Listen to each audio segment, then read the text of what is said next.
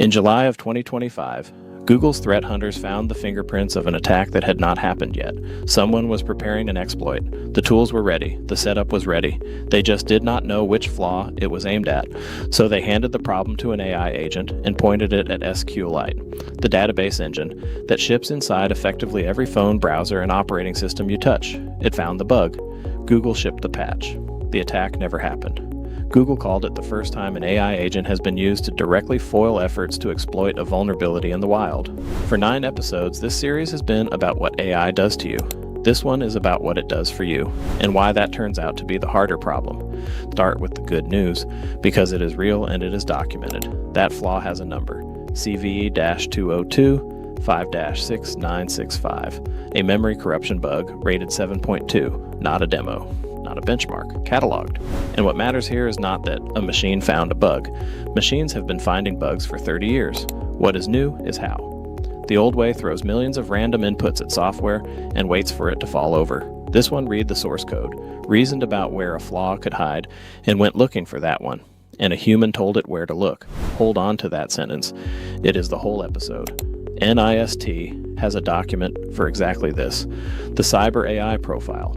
IR 8596, initial preliminary draft, December 2025, draft. I am going to keep saying that.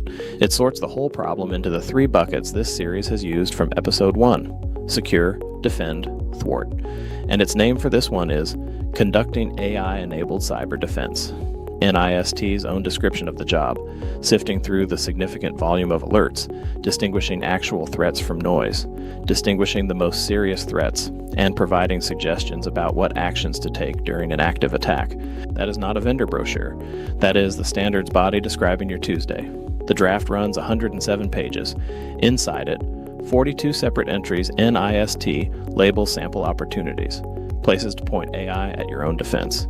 And here's the detail I would put in front of a board. Only one of the 3 focus areas gets an opportunities column at all.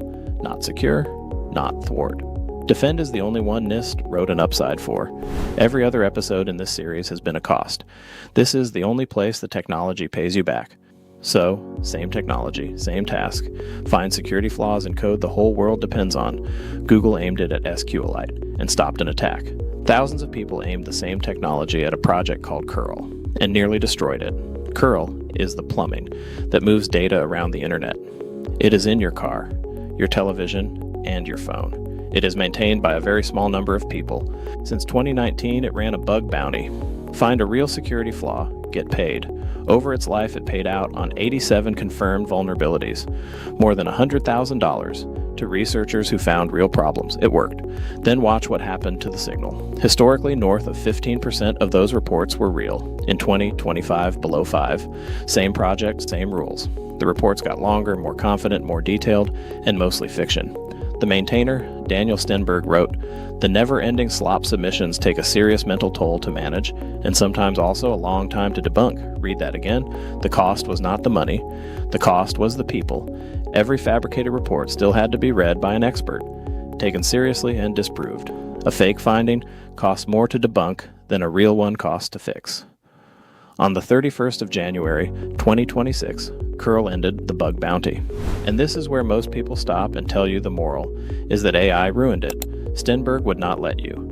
He named 3 trends, not one. The mind-numbing AI slop, humans doing worse than ever, and the apparent will to poke holes rather than to help. 2 of those 3 are about people. In March, Curl went back to taking reports. Same platform, no money. By April, the confirmed valid rate was back to 16%. Exactly where it sat before any of this began, and the AI did not go anywhere. His words. Almost every security report now uses AI to various degrees. The difference now compared to before, however, is that they are mostly very high quality. The model was never the variable. What changed was the incentive and the review around it. That is a governance result, not a technology result. So go back to those 42 opportunities and read the column sitting next to them, because the same phrase keeps surfacing over and over in NIST's own considerations. The importance of human review to combat false negatives and false positives before risk decisions are made. Human review and validation are included in the process to ensure appropriate actions are taken. AI-generated reports should undergo human review by analysts before any changes are made to organizational risk management. 3 different functions of the framework, the same instruction. There is an acronym for it in the glossary, HITL, human in the loop, but the sentence I would actually put on the slide is this one. Establish criteria for determining when incident notifications can be autonomously delivered and when they require human review first. Establish criteria in advance, before the incident, not in the middle of one. Decide what the machine is allowed to do on its own. NIST also ranks the work for you. 1, high, 2, moderate, 3, foundational, and it warns you twice in writing. Foundational does not mean low priority, and the rankings are not a measure of difficulty. Which brings up the thing, executives most often get wrong about all of this. None of this certifies you. There is no Cyber AI profile certification to go and pass. Voluntary is not the same as optional, and this one is still a draft. It will change. That is not a reason to wait. The opportunities are already real, and so is the review they ask for. So, 3 moves, and you can start all 3 this quarter. 1. Put AI where a mistake is cheap and reversible. Drafting the incident summary, sorting the alert queue, writing the first pass report, not deciding who gets locked out of the building. 2. Write the autonomy line down before you deploy it, not afterwards. 1 column of actions it may take by itself. 1 column a named person clears first. 3. Decide which kind of error actually hurts you. A missed intrusion and a wasted hour are not the same failure. NIST says choose the measure that matches your goals, or your dashboard will flatter you. Then keep checking. NIST's own line is that organizations will need to continuously evaluate whether the capability is mature enough for their needs. So here is the 1 page. List the defensive jobs you would hand a machine tomorrow. Draw the line where the machine stops and a person starts. Put a name against that line. Not a team, a name. That is the governed version of fighting back, and it is the only version that scales. Because remember how the good story actually went.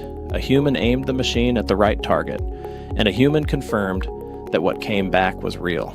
The machine was extraordinary. It was also supervised, and NIST already sees the next step coming. It is sitting in the same draft. Some teams are also experimenting with agentic AI, where multiple AI agents coordinate on the identification of attacks and take actions to defend against them, while running checks on each other, agents checking agents. That is the supervision problem moving inside the machine, where you cannot see it. So next time, we take the supervision away entirely. AI that acts on its own. It chooses, it decides, and it uses tools without asking you first, and the guidance for it has not been written yet. That is episode 11.